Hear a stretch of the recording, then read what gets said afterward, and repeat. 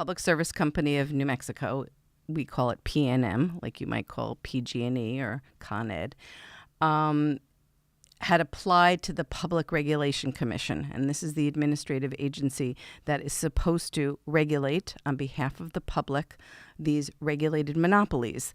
And PNM is a monopoly, and just like the board game, when you land on the electric company, people pay.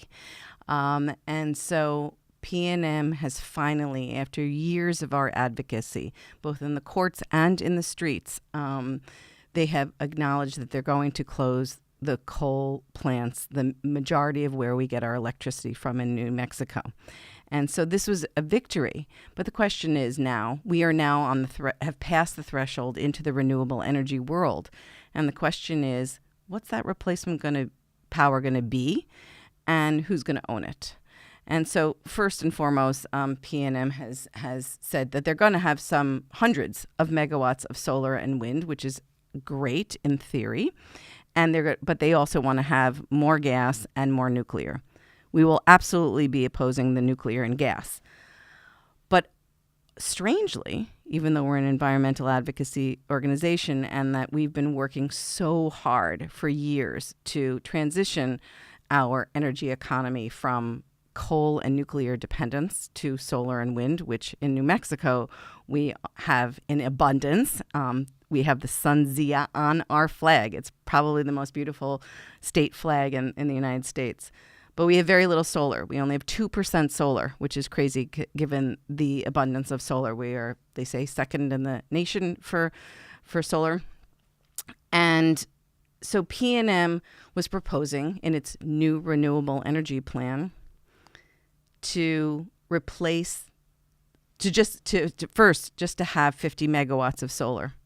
And so all the other enviro organizations, and I put that in quotes, said, Mariel, they're going to have solar. You're not going to oppose it, are you? And I said, but who's going to own it? And one of the things that's so exciting about the transition from a coal and nuclear and gas dependent energy paradigm to a solar and wind and distributed because the former energy was all centralized, and now we're talking about distributed energy, which has the potential, at least, for energy democracy, which I'm very much in favor of, which is to share the wealth, not to continue the extraction mindset. And the old paradigm is one centralized, big polluting plant, generally close to people of color. In our case, it's Navajo Nation, where those people suffer as a result of the policy, and extract it and extract the wealth, and send it to Wall Street, frankly, to the 1%. And so the people on Navajo Nation suffer as a result because of lung cancers and asthma and heart disease, et cetera, but also in terms of money. So PNM is a Fortune 500 company in New Mexico. It's the only Fortune 500 company in New Mexico. And so all the money leaves. We're like an energy colony. Think Nigeria. So with this transition, I not only wanted to address climate and the environment for I hope all the obvious reasons, but also to start sharing the wealth.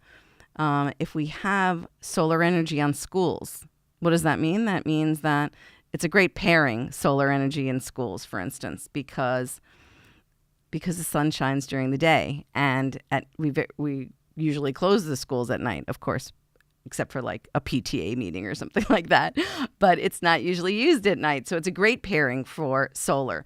And what happens then? That means that they save money. They actually save money because solar energy, once you make the investment, there's no fuel cost.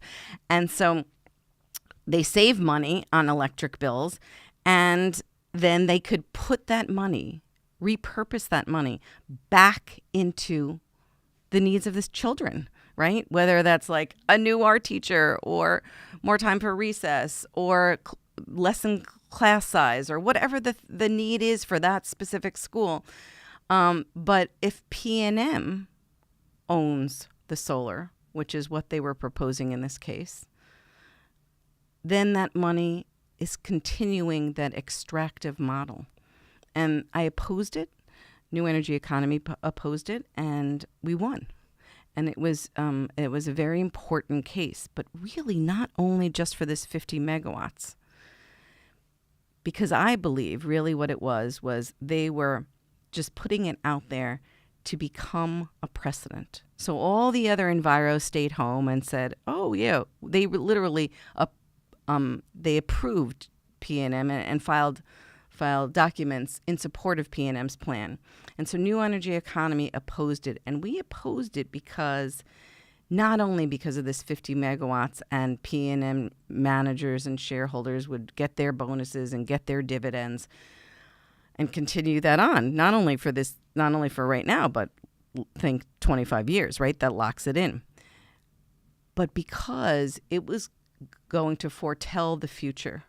And that is that if the San Juan Generating Station, one of the largest and dirtiest coal plants in the entire United States, closes down, we're looking at hundreds of megawatts of replacement power.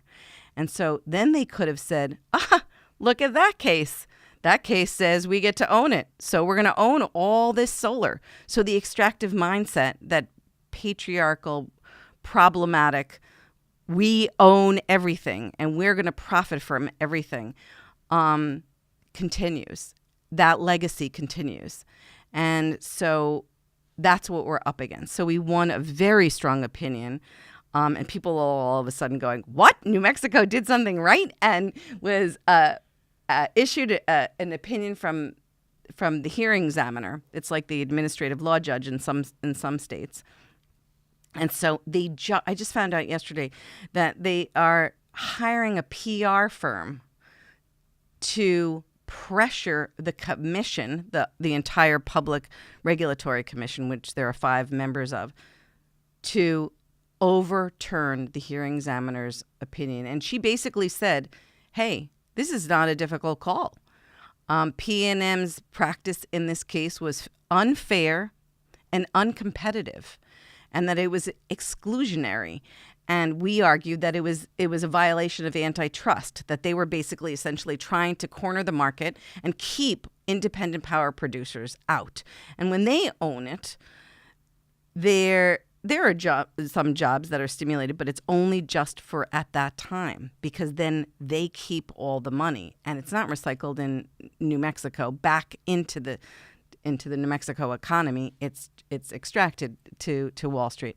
Whereas if the opposite happened, if there was small businesses that were in the solar, and this will happen in the wind business too, small and large businesses that would be able to compete against the monopoly utility, then I am quite confident that those other companies would be able to produce the electricity in a way that was more democratic, that created more jobs, and most importantly, protected consumers.